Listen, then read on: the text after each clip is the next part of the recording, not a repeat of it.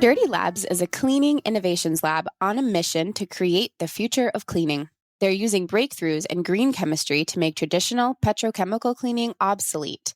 Forget what you know about green laundry detergents. Dirty Labs is different. Dirty Labs is totally elevated laundry day at my house. I love the bioenzyme laundry booster. It does a great job getting the dirt stains out of my garden clothes, which is not something I can say for some of the other green laundry products I've tried. And I really love the fragrance. Me too. I love how it smells. The detergent comes in 3 scents. They also have an unscented version, but my favorite is the signature scent, which is magnolia, bergamot, and cedar.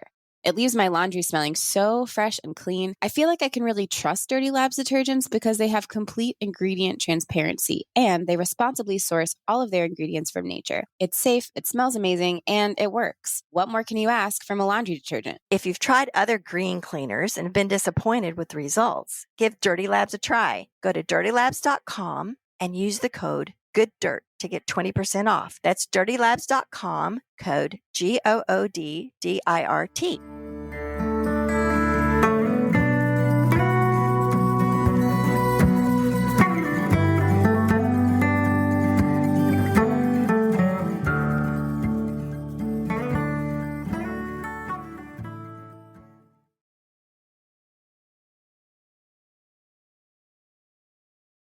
Fast Forward Productions. The women are speaking.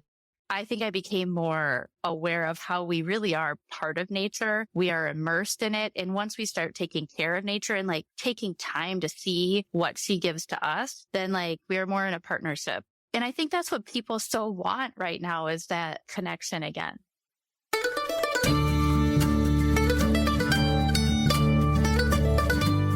You're listening to the Good Dirt Podcast. This is a place where we dig into the nitty-gritty of sustainable living through food, fashion, and lifestyle. And we're your hosts, Mary and Emma Kingsley, the mother and daughter founder team of Lady Farmer. We're sowing seeds of slow living through our community platform, events, and online marketplace. We started this podcast as a means to share the wealth of information and quality conversations that we're having in our world as we dream up and deliver ways for each of us to live into the new paradigm, one that is regenerative, balanced, and whole. We want to put the microphone in front of the voices that need to be heard the most right now, the farmers, the dreamers, the designers, and the doers. So come cultivate a better world with us. We're so glad you're here. Now, let's dig in.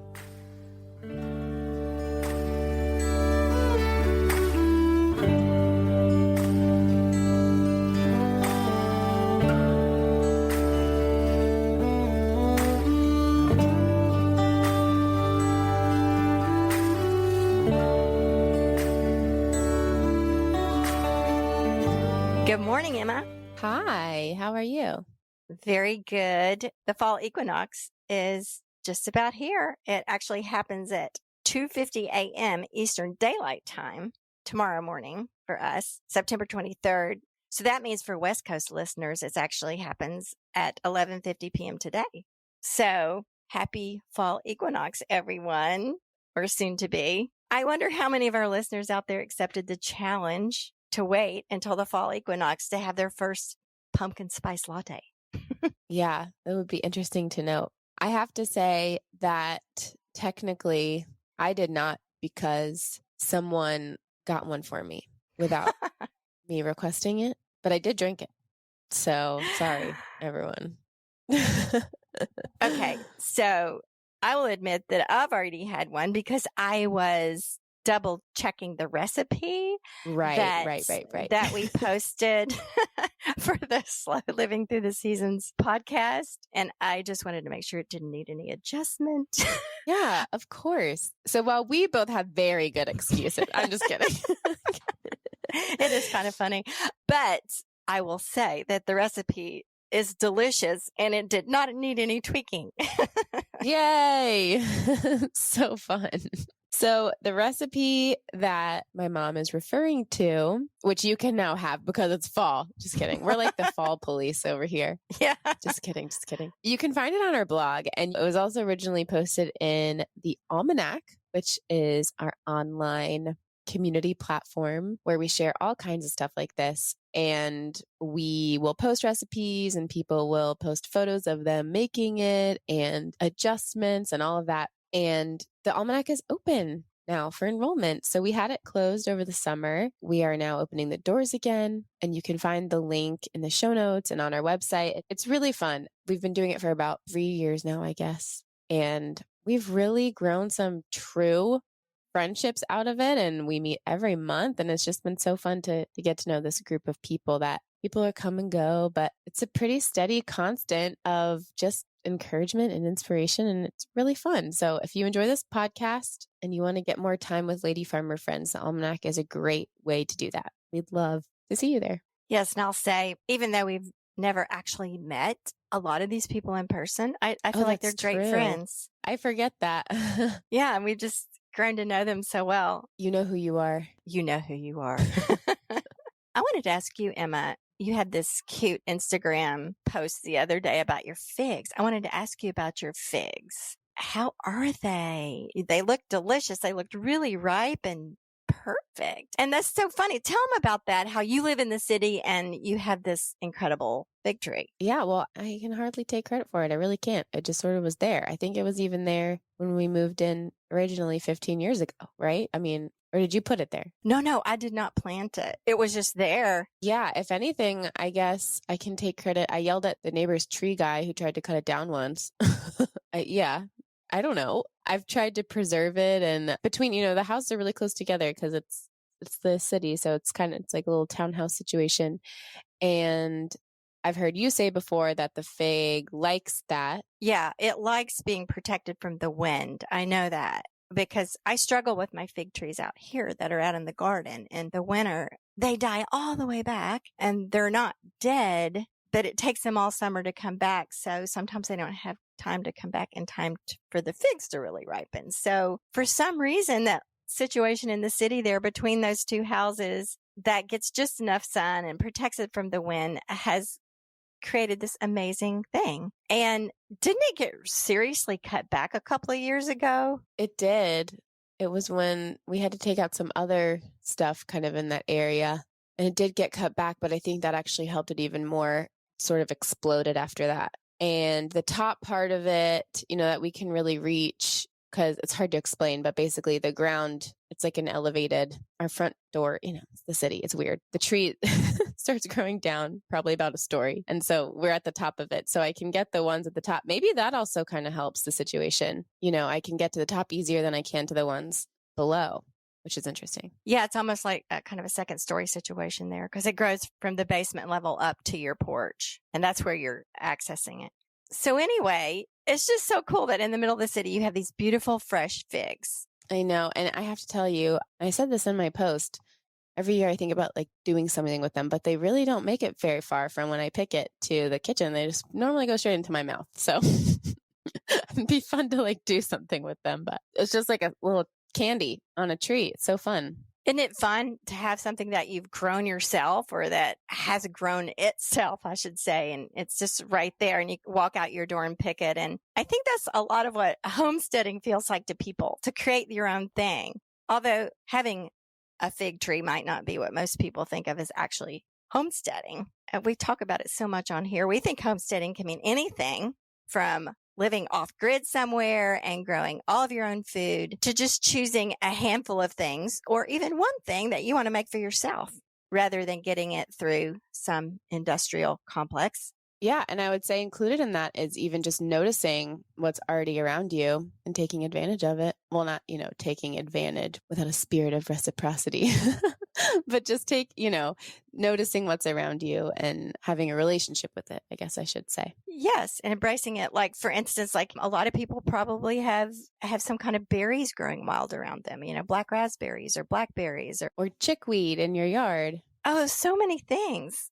And like I said, it might not feel like the idea of homesteading that a lot of us kind of have in our head. All of these little things help you slow down and make fewer purchases and create less waste. And even if you're just doing one or two things, and it's also fun and that brings us to today's episode. Emma, do you want to introduce our two guests? Totally. Yes. These women are so inspiring. Today we're talking to Michelle Bruhn and Stephanie Thurow. They are the co-authors of the book Small Scale Homesteading, a sustainable guide to gardening, keeping chickens, maple sugaring, preserving the harvest, and more. Michelle is the founder of Forks in the Dirt, which is an information hub for gardening and farm-to-table living. She helps people grow their own, know their farmer, and cook real food year-round. Stephanie is a certified master food preserver, a food preservation instructor, a master gardener volunteer, a freelance writer, and the author of 3 best-selling cookbooks, which you will find linked in the show notes. This book is chock full of great information on gardening, preserving the harvest, chickens, maple sugaring, and DIY projects and recipes for the home and garden. We'll say it again. Homesteading is not about where you live. It's a way of living closer to nature wherever you are. And as you'll hear in this conversation, whatever your situation, you can do a whole lot more than you probably think. So we know you'll enjoy listening to these 2 fun lady farmers, Michelle Bruhn and Stephanie Thurow, co-authors of Small Scale Homesteading.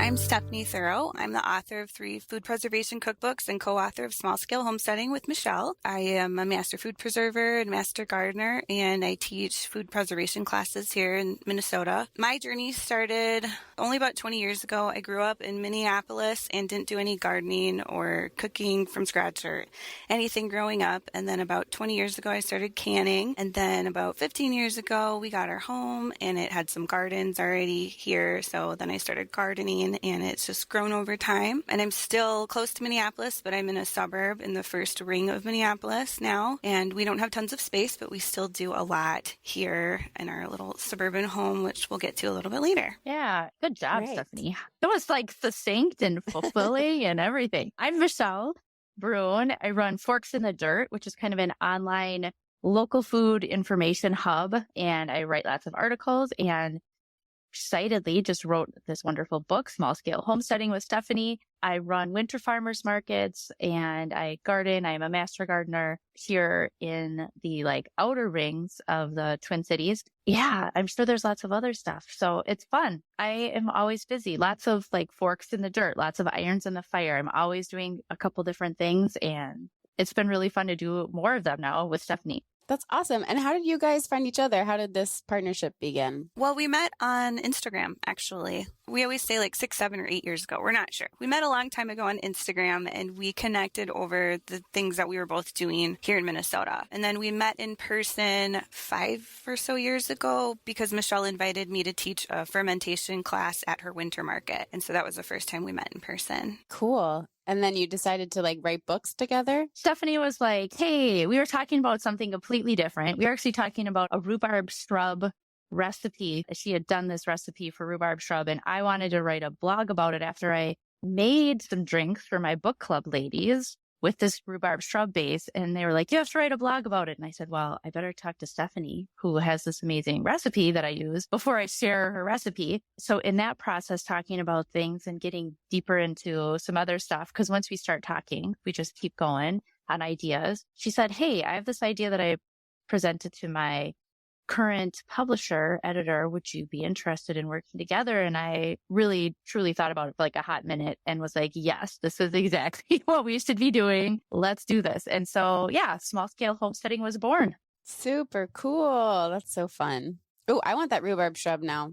Yeah, that would be great. When did the book come out and how long was it in the writing? And just tell us a little bit about that journey of doing that together. It's a blur. It was over the pandemic time. So we worked on it for a couple of years, I want to say, or almost a couple of years. And it came out in March, and working together with someone you've only met in person 1 or 2 times was a big risk, but we did really well together because we didn't know each other so intimately as best friends that hang out all the time or something. We have this great boundary and respect for each other.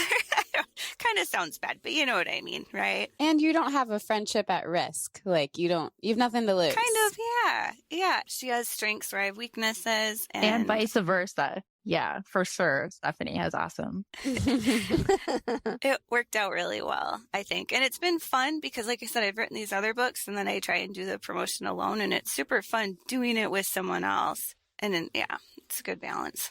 So the book is Small Scale Homesteading. Tell us, who is it for? And what would you say is the essence of the book? I mean, the title may or may not say it all. So I'll give you a chance to talk about it. Okay, so the book, Small Scale Homesteading, explains all the things that Michelle and I actually do from our suburban homes and how we do it. We talk about how we tap our silver maple trees. We each have one large silver maple tree that we tap, and we make enough maple syrup to last the entire year just with the one. And there's different trees you can tap for syrup too. So we go into that and we go into the process of turning the sap into syrup and how to preserve it. We talk about having small backyard flocks of chickens. We can only have chickens for eggs here where we live. Like I said, I'm in Richfield. She's about 35 minutes across town in a different city. They can have more chickens there. So it's just things vary. The way that she does one thing, I do it differently, but we have the same outcome. And so we share both of the perspectives throughout the book as well. So backyard chicken keeping, maple tapping,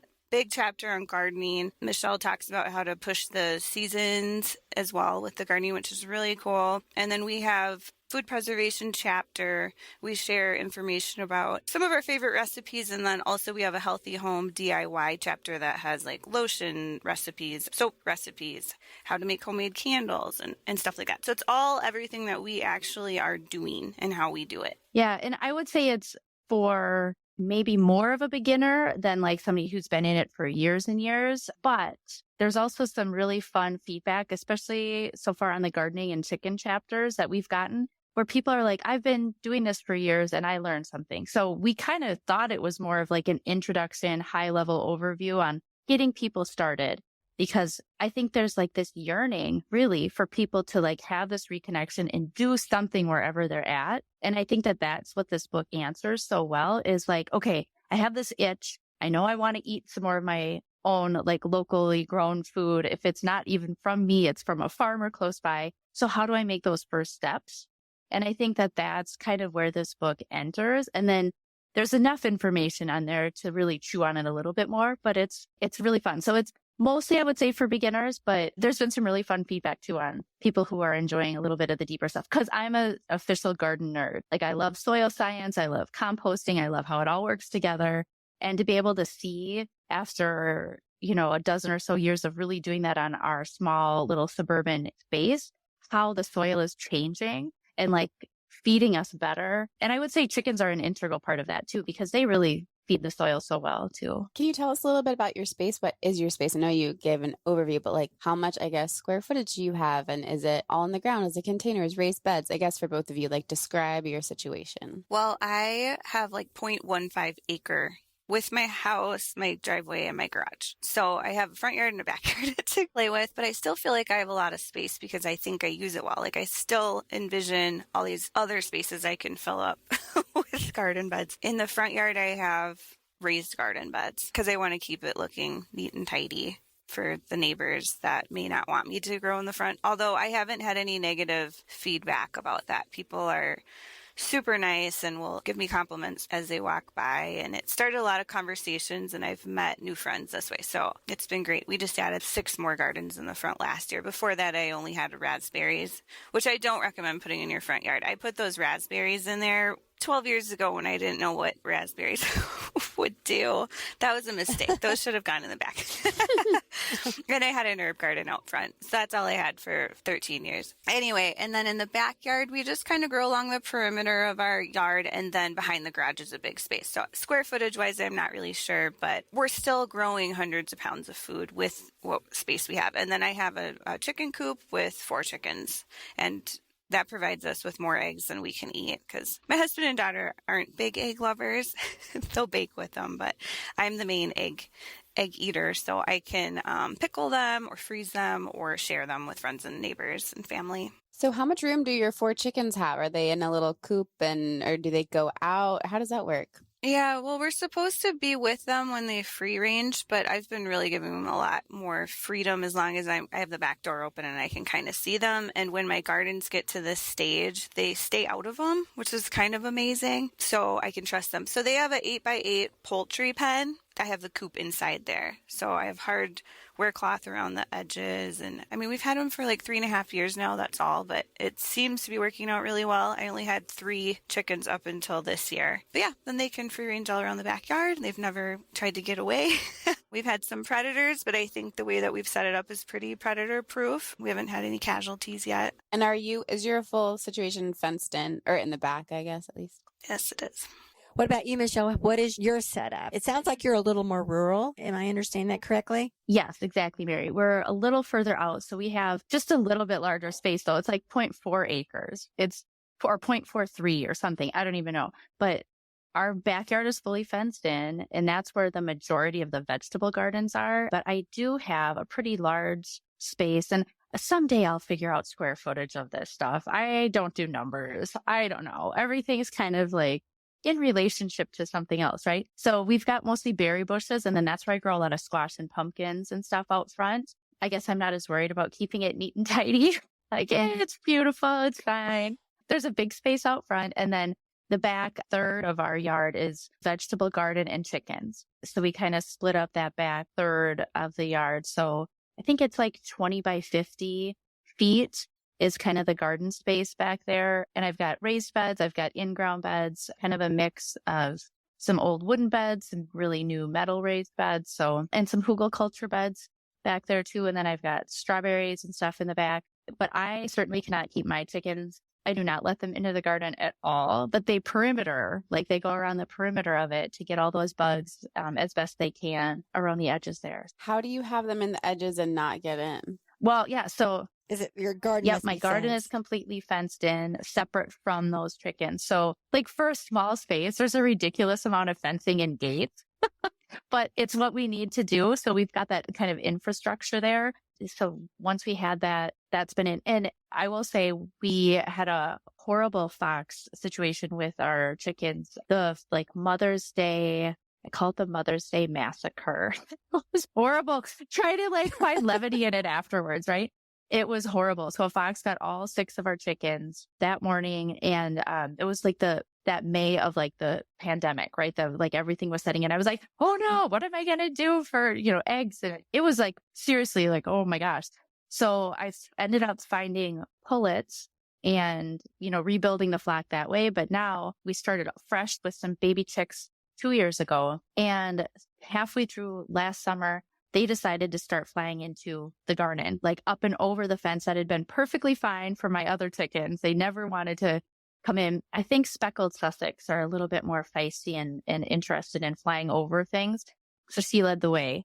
But yeah, so now we have an extension on our fences between, so we have regular, garden fence, and then we have chicken wire, just 2 feet more of chicken wire because it's floppy. That is a bonus, I would say. Keep it floppy if you're trying to keep chickens out of a garden, because if they have anything solid they can land on, they will fly up to it, land on it, and then jump into your garden and decimate it in a hot minute. So it's so interesting because I've lived on a very rural space, a farm in Sweden, and it's very different feeling when you're doing things in suburbia, but it's so fun to be creative and to look at things. I would say vertical gardening is a huge part for both Stephanie and I. We use a lot of cattle panel because it's cheap and easy and fun to move around and try different things with. And we have a couple cattle panel projects even in the book. We love it so much. Really quickly, you said a couple things. For anyone who might not know, what is hugelkultur? Hugelkultur is just a way to use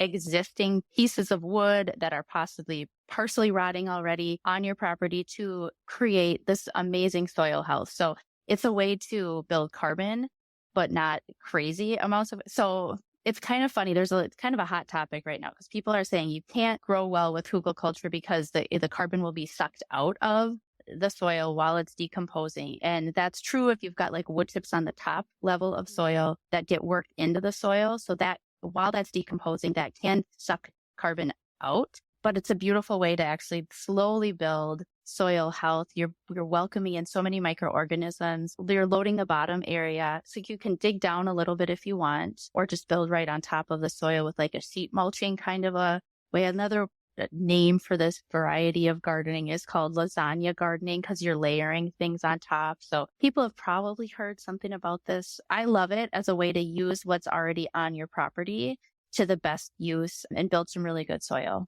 Cool. Yes, yes. Going back to the chickens for a minute. Stephanie, you're so lucky you haven't had a predator problem. We've had chickens for about 10 years, and now for the first time we're without chickens because we recently had a massacre. It was while I was farm sitting. It wasn't your fault. It was the Emma. last in a series, though. And, I just happened to be there. We had gotten down, the flock had gotten down. The silver lining to this cloud is that now all the chickens are gone and we can start over, because in times past when we've wanted to add to the flock, it's really hard to add in to an established flock. I mean, they don't get along. It's really, really rough. So now we're starting with a clean slate. So I'm excited about that. But to your point about the different kinds of chickens that will fly over, some won't. I've experimented with all different kinds of breeds, and it's true that some of them don't try it at all, but some of them will do it relentlessly. And I've done all these tricks with putting the wire over the fence and trying to stop them, and any number of solutions. But the thing that worked the best, and what do you think about this, is the wing clipping. And if you just do a little bit at the end, they say it's just like clipping their nails. And the chickens don't flinch or anything. They don't seem to notice. You just clip a little bit off so that they can't fly efficiently. Do you think that's mean? I've only done it a couple of times when I was desperate. What do y'all think? No, I've never done that, but that's because I'm too freaked out to do it. And I've read about it and I almost did it, because we had speckled Sussex 2 flocks ago. So I've been keeping chickens for well over 20 years. I've had 40 some chickens when I lived in Sweden. I've had dozens when I lived in a different place here in Minnesota. And now I changed the ordinance in White Bear Lake. We used to not be able, in my town here, we used to not be able to have chickens. And I fought really hard for it with city council. There's a little blurb about that also actually in the book, because I think it's really empowering to be able to work with your local government and be like, this is what's happening in the world right now. And I also got it changed so that people could keep bees. You couldn't even keep bees. So anyway, so that led us to we can officially have a certain number of chickens, and I have a different certain number of chickens. We won't get into the details of that. Stephanie thinks I'm going to get I'm going to get a knock on my door soon. No, I haven't clipped them, but I think that a lot of people do it and it makes a lot of sense. Yeah, Steph. I haven't clipped them either, but we had birds when I was growing up, and my parents used to clip the bird wings so otherwise they'd fly up to the ceiling, and it doesn't hurt at all. I mean, keeps them safe. It hurts more to get mauled by a fox.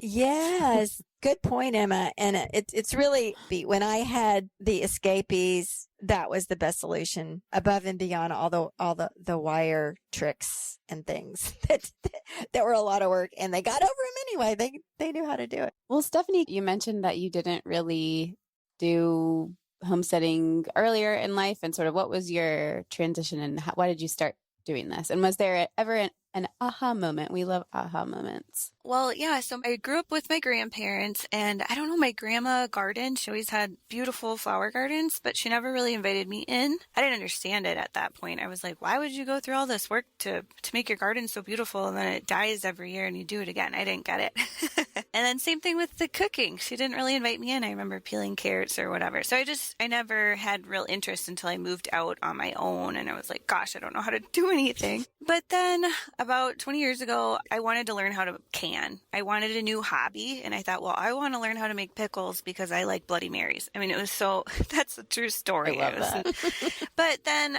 I found somebody to teach me, and we canned all weekend, and we did pickles and beets and a couple different kinds of jam. And then I was obsessed. And so that sparked a fire, and I canned and canned and canned for years. But I'd have to say, the aha moment or phase of my life is after I had my daughter and I became aware of all the harsh chemicals and the cleaning products and the unnecessary food additives and stuff. So then I just wanted to give her the best. And so then I started cooking from scratch and making my own lotions and bug repellent and stuff, because even just 13 years ago, they didn't have these like clean brands so accessible like they do now. And then as I, started making these things on my own, I realized, well, this is super simple. I can make it how I want and it's cost effective. So I've just kept doing it. And so, yeah, I didn't like seek out a path of this like homesteading lifestyle, do it yourself. Homesteading life found you via Yeah, Bloody just Mary. gradually happened. I love that. Yeah. I still love Bloody Marys. It's amazing.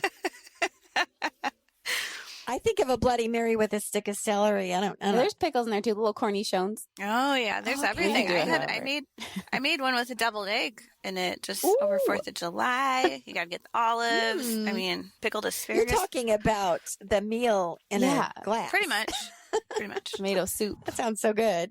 What about you, Michelle? Well, definitely different than how Stephanie kind of got into it. So I had parents we had a lot of land. I was always immersed kind of in nature, and that was always just part of my life, I guess. But I kind of walked away from it. I was doing like the big, important corporate job, thinking that's what was going on. And then just working a ridiculous amount of hours. And then a whole bunch of like life circumstances just converged. And I quit my job and I was home. And then all of a sudden I had these babies, and I took just a deep dive into growing my own food and figuring out how to make that work for my family and I guess. And I've always written, I used to be marketing and PR. So it was like one of those stressful kinds of jobs, but I missed interviewing people. So that's how I started interviewing farmers and other people doing really cool things with local food here around the Twin Cities. So that kind of morphed into Forks in the Dirt, the online company, and then being able to just grow more of my own food. I was more of a, oh my gosh, now I have all this food that I grew, I better preserve it and make something out of it, rather than, Stephanie really started with her love of canning and then started growing more of her own food. I would say the aha moment, if I had one, where I went from like loving growing food and gardening to being more of a homesteader, was when I realized I had all these pole beans that went way past their prime and even past like, a good selling bean stage. We took a vacation and I came back, and it was like the first year I'd grown a massive amount of food. And I was like, oh no, this is all past its prime. What am I going to do? And I looked at it and I was like, that kind of looks like a bean seed. Oh, I can save those now. So I'm going to let them dry on the vine. And I had then seeds for the next year.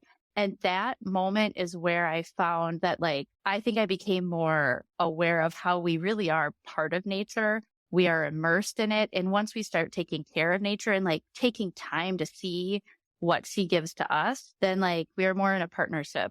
And I think that for me, the idea of homesteading is more about doing more with what you've got all around you rather than moving to 40 acres and living off grid. And I think that's what people so want right now, is that connection again. So for me, it was bean seeds.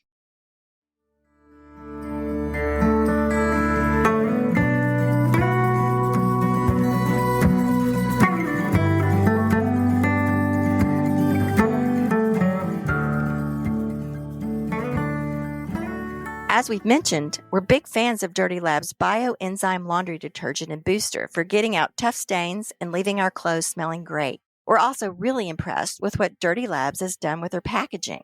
As a company, they're committed to eliminating single-use plastic for their products and are constantly looking for recyclable, reusable, and compostable solutions. When we received our Dirty Labs products, we were so pleased to see everything in recyclable aluminum and cardboard. No more big plastic jugs. But being eco-friendly isn't just about the packaging. It's also what goes down the drain. Dirty Labs uses bio-based ingredients that are safe and non-toxic, ensuring that their formulas don't disrupt aquatic ecosystems. Dirty Labs bio laundry detergents are septic safe and gray water system safe. Their products are free of known carcinogens, toxins, and pollutants. If it's harmful to you or the planet, they leave it out. It's so refreshing to see companies like Dirty Labs using innovative science to change traditional industries. We love their holistic approach to sustainability and how they're raising the bar on safety without sacrificing cleaning performance. If you're looking for a non-toxic laundry detergent that has the highest safety standards for both you and our planet, give Dirty Labs a try. Visit dirtylabs.com and use the code GOODDIRT to get 20% off. That's dirtylabs.com with the code GOODDIRT, GOODDIRT.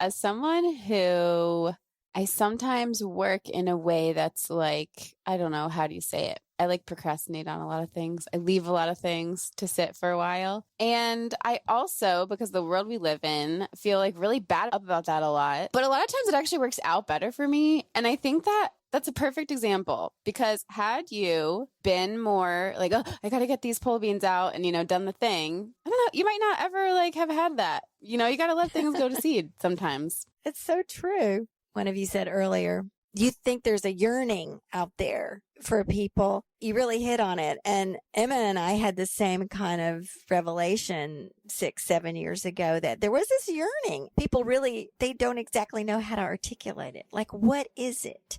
They get on Instagram and stuff and they think, oh, I need to sell everything and move out to the country and live really remotely and grow all my own food and all this thing. And they, have this yearning to get back to the land, back to nature, live more immersed in nature. But what I think is so wonderful about what you two are doing, you demonstrate how, no, you don't have to do that. You can do it like what you just said. You just do it with what you have. You guys have normal size yards, and look at what you do. This is what I want to tell everybody, and what we are telling everybody, that you can do so much with what you have. The vertical gardening thing, the raised beds, even the chickens. Oh my gosh. You guys are a really, really wonderful example of this. So it's great. And this yearning we're talking about, it's a yearning that is really pervasive right now, I think.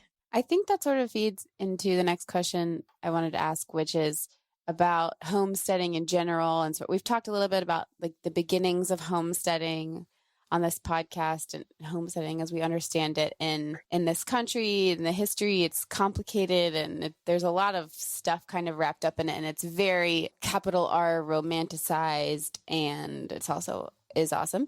So all of those things. How do you think, in your experience, particularly, I guess, as recent as since the pandemic, has homesteading shifted? Homesteading, I'm saying in air quotes, shifted. And what do you think about sort of the relationship between this like self-reliance and I can do everything on my own and off the grid and I don't need anyone, versus a lot of the realities of homesteading actually really rely on community and interconnectedness? So anything you have to say about that, either one of you? Yeah, there's a lot to say about that. That was one of the main drivers, I think, of writing this book, is making sure that people realize you can do so much wherever you're at, but you're going to need other people. And it's not air quotes. It is way more fun to do it with people. I mean, you're going to enjoy the process more. You're going to feel more supported the whole way along, and it's going to be more sustainable for you, and sustainable in a way that you're going to want to keep doing it. You're not going to get burnout because you're not going to stress yourself out about feeling like you have to do it all because your neighbor has bees.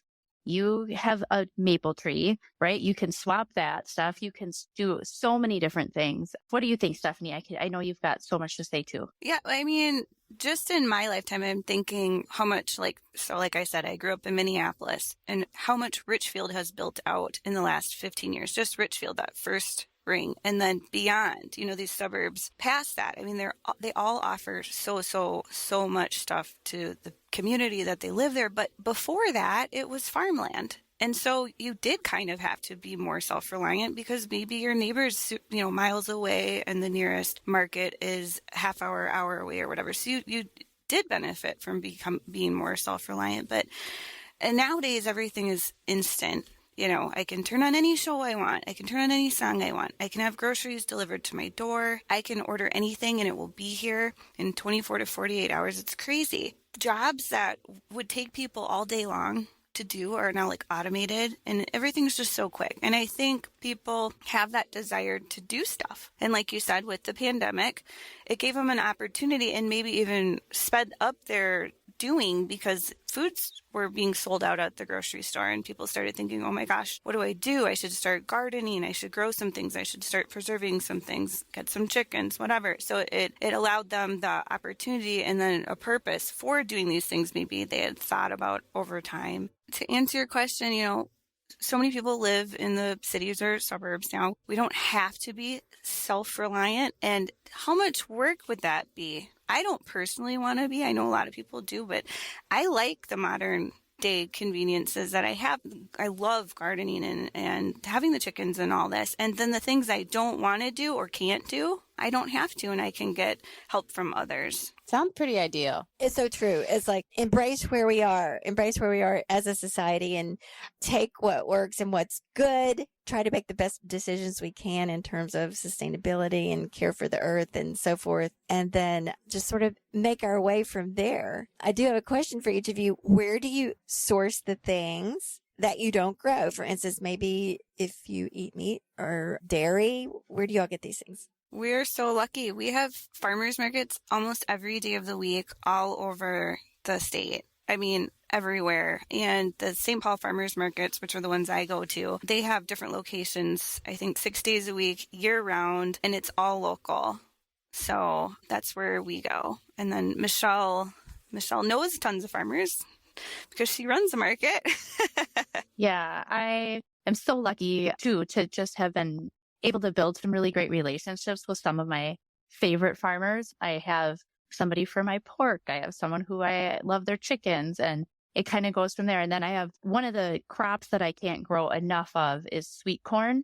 It would take a lot of space for us to grow all the sweet corn we eat. I mean, I could try. Then like my kids wouldn't have anywhere to play in the backyard, right? So it's like, also, I think that's a really important piece to this is like how you use the space you have has to work for you and your family. I could tear up the whole backyard, right, and make it all garden, but my kids would hate me. I would have no extra time to play with them. We would be like tied to it in a way that doesn't work for our family right now. And I think that that's something that ties into the sustainability piece too. You have to be really realistic on what you want to do and how much you want to take on. I know there's books out there that say how to live self-sufficiently on a quarter acre. Well, I've read some of those books and they're amazing. And kudos to the people who do that, but that's not what I want my life to be like. Like I want to be able to take my kids out and go camping and not worry about everything. So we have great farmers. I think the Twin Cities is really lucky in that we are surrounded by farmland.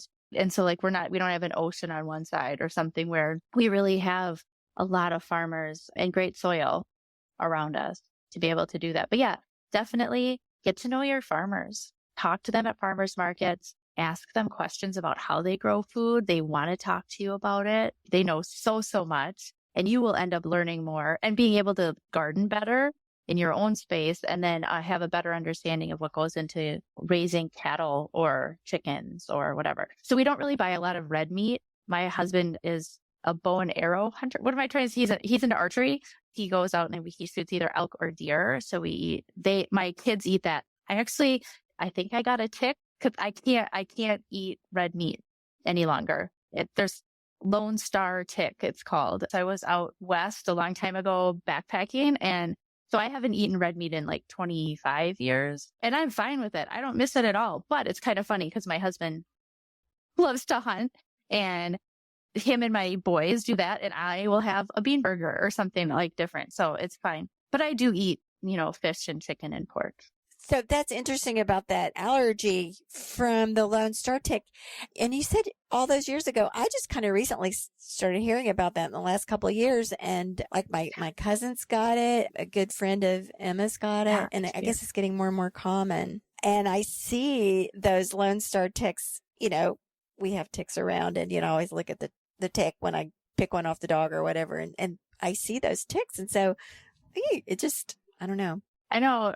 It's like a testament to how much climate chaos is changing our world, I think, too, because they didn't used to be as prevalent as they are. And it's pretty interesting. But that's like not a horrible thing to not be able to eat red meat, I think. So I don't know. There are worse things. Some people it goes away. Apparently it hasn't with you, or you haven't tested it. I haven't wanted to test it in like probably 10 years. I think 10 years ago, I had a sandwich where there was pastrami on it, and one piece of pastrami made me say, nope. Wow. What do you guys buy at the grocery store? Just curious, when you do have groceries delivered, like what are kind of the things that you just really can't get that you need? We get grass-fed milk every week. I get grass-fed meat if I need it between the market runs. Some vegetables and fruit in the winter, especially if I don't have them. But yeah, whatever. Always grass-fed milk and usually some hamburger, grass-fed hamburger. Those are staples. Where do you think this small scale homesteading can contribute to like lower waste practices in our food, the food production, our food consumption, preservation? Stephanie, you can probably speak to this because you're master fermenter. If you know how to preserve the food, you will not waste it. I mean, my aunt had a garden for years and years and years, and she would grow it. And I think she just liked growing stuff because she would never eat it. It was going to waste. So I'd go over there and I'd see all this stuff over ripening. And if you know how to use these different methods of food preservation, then you can have it well into the winter. You know, fresh food. Freezing food is a great option if you don't want to get into the hot pots of canning or pressure canning. And freezing keeps the nutrients like way up there. Texture and the flavor is still really good if you don't want to get into softening the food by canning it. Yeah, so it definitely helps avoid food waste. Mom, do you mean food waste or plastic waste? Well, I was really going after both, you know, food waste because you can preserve all these things, but then just the waste from buying things in the store. So, you know, growing, besides all the benefits of growing your own food and eating locally and eating from farmers markets, we're really going a big way towards reducing just, Really you know, just landfill packaging. trash because of all the packaging. For sure. I think sustainability in general is probably a huge driver for a lot of people homesteading or starting this journey or growing food in general. And then you start gardening and then you realize that like how much energy and effort it takes to grow this food.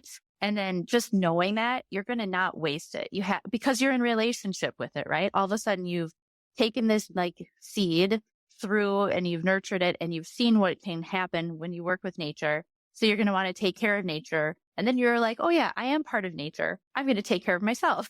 It's just kind of this cycle, I think. I know Stephanie's always very practical and has really good actionable steps. And I'm like foo-foo and like big level weirdo ideas. So, but I think that 0 food miles thing adds up so fast when you're able to just grow, or if you're going down the road to your farmer and getting corn, like we're going to get sweet corn in a couple weeks, you know, big boxes of it. It just makes a difference and it tastes better. It's better for the environment. You have more nutritional value. Your kids know where it comes from. Or in my case, like the whole neighborhood of kids, because I like get everybody over here to start sucking corn for me. Because I'm like, I'm not doing that for 4 hours. Yeah. And then we have a party and we roast some corn and everybody's happy. So it's a good way to build community that way too. Speaking of like preservation and using, how do you get all this corn and then do you cut it off the cob and do you freeze it? Do you have like full frozen corn for the year or what do you do? I prefer canning corn. So I do pressure can some things. I pressure can beans and corn because I don't really love the way beans and corn come out when I freeze them. I will say there's one exception. There is a book that was written by a Wisconsin homesteader, Whole Fed Homestead, Crystal. She's got a really fun book called Freeze Fresh. Just going to give a little shout out to her. She's got a couple recipes in there for corn that I froze and tried out because I'm like, I'm going to try this again. Maybe it was just me. You know, you got to keep trying too. Anyway, I liked it. So that's my my basis there. So keep trying the things that you thought you didn't like because maybe it was the corn. Maybe it was the season. Corn does a lot better if you freeze it in the milk stage. So like there's an early stage of sweet corn and a later stage of sweet corn. So the early stage is called the milk stage. It's got more sugar in it and there's a less carbohydrate. Like the structure of it is different. So when you freeze it, it's not going to come out as tough. And so that's a big thing too. But I personally love to grab a can of corn that I've pressure canned and you can add it to anything. It's just perfect. So that's what we have, many jars of canned corn that keep us through the winter. And do you guys ever do you go all the way through? Like, do you get to the beginning of summer and you have stuff that you put up last summer? It takes you all the way? Yeah. Yeah, that's wonderful. Especially pickles. Gotta make tons Bloody and tons Marys. of pickles. I was going to ask you, Stephanie, what's your favorite thing to can or ferment? You like to ferment as well, right? Well, we do at least, 40 to 50 quarts of pickles. That seems to be enough for the household. Especially, it's going to have to go up this year because my daughter's been eating like a quart a week, but she can help me now. Amazing. She's been helping me. So it's so many electrolytes. Good for her. I eat so many pickled jalapenos. It's weird. People are like, why do you make so many? What do you put them on? And it's like, the list would be shorter if I told you what I didn't put them on. And then fermented food, we love sauerkraut. We have sauerkraut as like a veggie side to almost every dinner. And you can add so many different things to create different flavors. So tons and tons of sauerkraut. Now I'm hungry. I just did some dilly beans, and they didn't even make it to, when I thought they were fully done. I just kept tasting them, and oh, these are good. So I just kept, now they're all gone. Oh. So got to get some more beans. And I used all my little plants, I used all the first harvest, and I got some, we belong to a CSA as well. So we have plenty of vegetables. So, I'm ready to make more. And that's something I want to make a lot of and try to keep all the way through the winter. I also do a lot of fermented beets, and I call it fermented slaw. It is sauerkraut, but I put so many crazy things in it that I end up calling it fermented slaw, but it's the same thing. We just keep that in the fridge. I have to say that fermented corn is delicious and keeps nice and crunchy too. I have a corn relish recipe that will last months and months and months. Is that in Small Scale Homesteading? That it's not. So oh, you know what? I did put it in my third book. WEC Home Preserving. It's in that one. It's a great recipe. Is WEC your preferred jar? For home canning, it is. I'm a cottage food producer, so I do sell some of my canned and fermented goods in the fall and winter. Those jars are too expensive to sell, so they are my preferred jars for canning, are stuff that we'll keep here and eat. I think they're the cutest. So I like that, it's glass lid, glass jar, and then rubber ring. So, because it was 13 years ago or so, 14 years ago, when the BPA was in the ball sealant compound or whatever leaching into the food, and it's out now, but what's in, I don't know, makes me a little hesitant. So I do like the WEC jars. Yeah. Sometimes the things they replace these other things with, we just haven't discovered yet. So it's nice to have a material that you're confident in. I know that. So tell us about your other books. You have the WEC book, and what else? So Can It and Ferment It was my first one, and every fruit or vegetable I have in there, I have one or more recipes of how to water bath can it and how to ferment it. Because at the time when I had that idea, people weren't really doing both as much as they are now. They were canners or they were people that were fermenting, and they didn't really see why you would do one or the other. And I was trying to show people that they're both great methods for preserving food, but that the flavors are completely different and the benefits are different. And so that was the first one. And then we had a second edition release in 2020 that's been expanded with some extra recipes and new photos. And then I have WEC Small Batch Preserving and WEC Home Preserving, which the recipes still can be used with your standard mason jars, but I collaborated with them to show people how to preserve with the jars. So there's chapters for water bath canning, for fermentation, and then they vary. The WEC Small Batch, how to infuse alcohol with fruits and peppers, and it just has a whole infusion chapter. And then WEC Home Preserving has a third chapter that's all made from scratch, that doesn't require any canning or fermentation. So it's made from scratch, infused vinegars, dressings, how to infuse salts and sugars and stuff like that. Great. We will link all of those below. Sounds like a ton of information. And Michelle, is Small Scale Homesteading your first book? It is my first book. It's been really fun. Do you have ideas for others? Yeah, we had to cut out what was it, a quarter of the content? 30,000 words. Oh my gosh. What? Why? It would just be too big? Well, I think we agreed to a certain number, got that pushed out to another 15,000. That was the absolute max for the size of the book that we were, our publisher had agreed to for printing and whatnot. And then the reason it was so long is because we kind of wrote our own parts and then came together to build it together. And we're like, whoa, I didn't think it would be that long. So yeah, chances are we may use that content into something else. Yeah, we definitely have a calendar companion, we're calling it, that we worked on, and we released it as part of pre-order content. So bonus content kind of for people who pre-ordered. We have just a calendar of monthly ideas of planning, and then a to-do list and eating local recipe, what's in season. So we're working on maybe expanding that for this winter to release for January something, but more of an online resource so that people feel like they've got something that can help them kind of stay on track month to month. Cool. Just a couple more questions really quickly before we wrap up. I'm interested in, for each of you, your greatest challenge in this work and your greatest joy. I think my greatest challenge is timing, like feeling like you have enough time, fitting it all in, being a good time manager for myself. But then on the opposite side, being able to slow down enough to actually enjoy it all. I think that's where I get that most joy.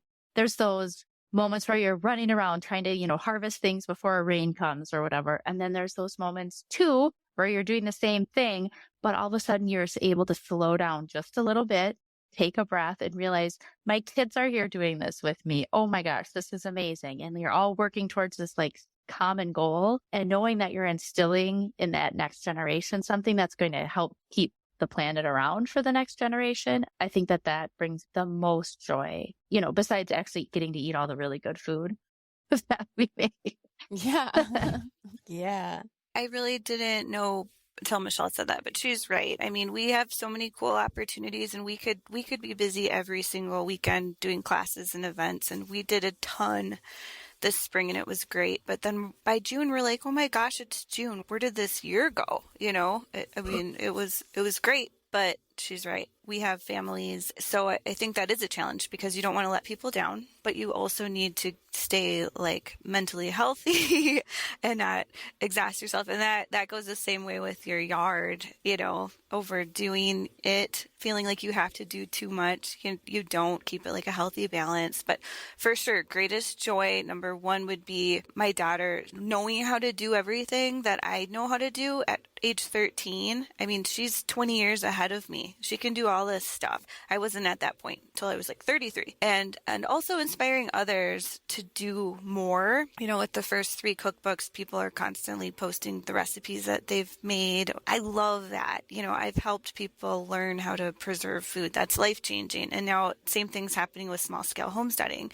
People are doing things that they've never done before. Many people tapped their maple trees this spring because the book came out just in time for that, because they thought they needed a bunch of trees to make it worthwhile. I thought the same thing. I lived here for 7 years before I realized I just need that one tree in my backyard.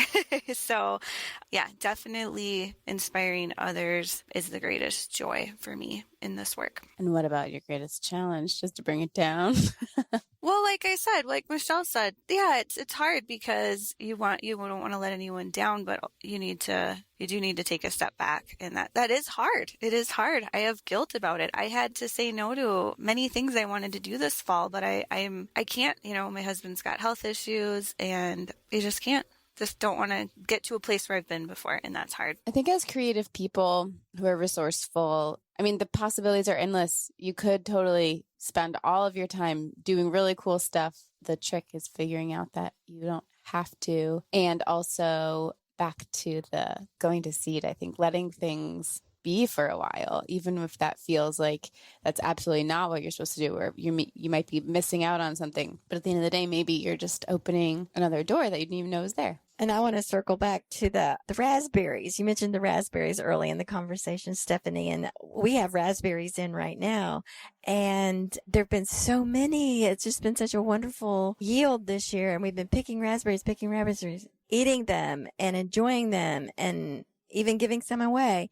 I catch myself feeling very stressed about getting all the raspberries. Then I just tell myself that we don't have to pick every single raspberry.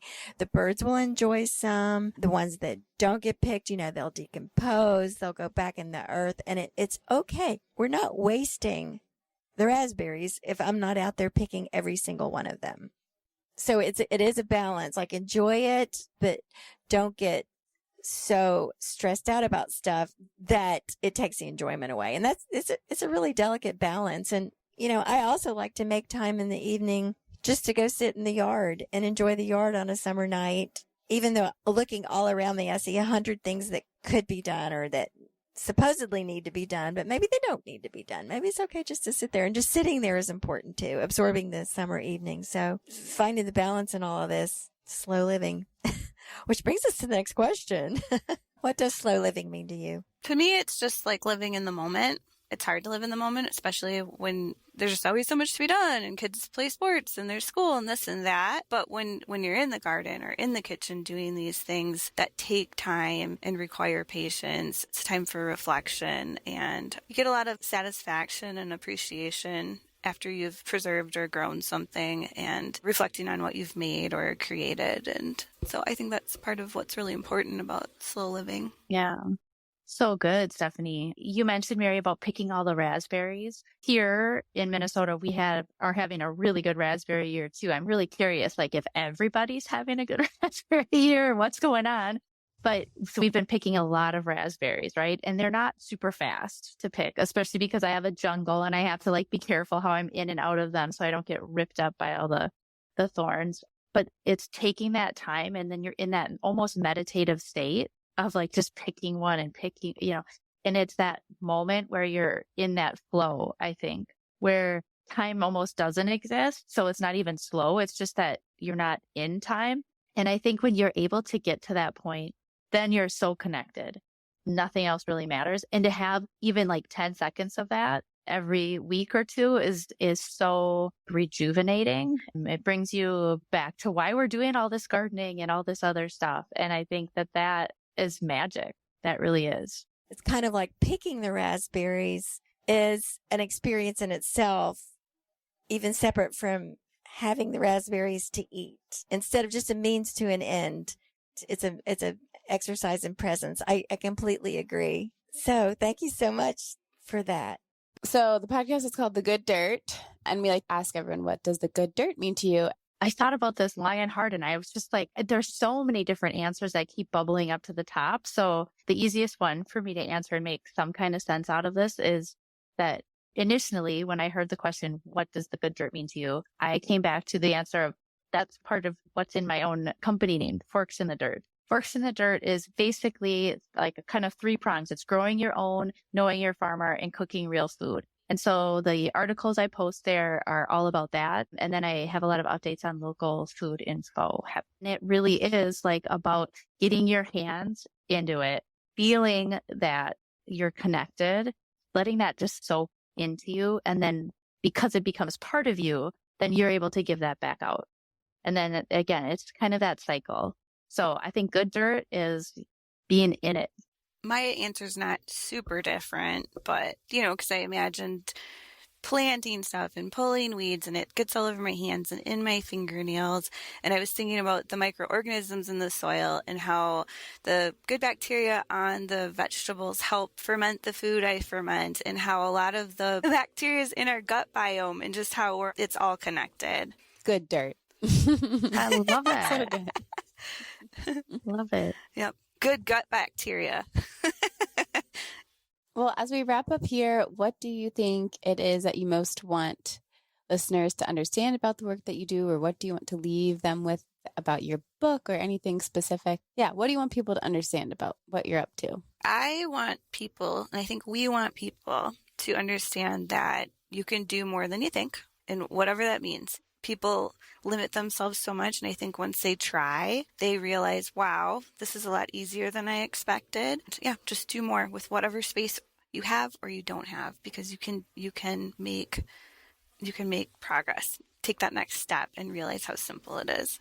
Totally. I think it is about just moving that needle a little bit, because if you start down this path and you realize, yep, I can do this, and then next year you add another thing, because that first thing that you tried becomes just routine. Like the first time you make kombucha, you're like, oh my gosh, I'm going to mess it up. I don't know what I'm doing. The first time you plant a bean seed, you're like, I don't know what's happening. But it becomes more natural, more part of your routine. And then as you add things on, you are really shifting the trajectory of like society, of your family, for planet Earth. And I think that's what's going to save us all. Oh, it really is. But a lot of people doing little steps is what's going to really kind of shift the tide here. Yes. Amen. We agree. Well, thank you guys so much. This has been so wonderful. I can't wait to get into everything. I think you've mentioned everything, but maybe just kind of say it one more time, each of you, where people can find you and your books and your writing and anything else that you want to draw people's attention to. Again, I'm Michelle Bruhn. Got to write this really fun book with Stephanie called Small Scale Homesteading. I also write a lot for the Northern Gardener magazine, which is the Minnesota State Horticultural Society. They're a great resource for Northern gardeners specifically, and hort societies across the country are really fun to engage with. And if you're interested and you don't have a great resource in your area, I would also just suggest your local extension office as a great way to get some really good info locally. And I'm Stephanie Thurow, and I'm on Instagram as Minnesota from Scratch. And Michelle and I both are very active on Instagram, kind of posting what we're doing day to day. And then I have a website that's been under construction for far too long, but it's still active. It's minnesotafromscratch.com. Awesome. Thank you all so much for your time. We really appreciate it. Yeah, thanks for having us. It's nice to meet both of you. Yeah, so nice to meet you too.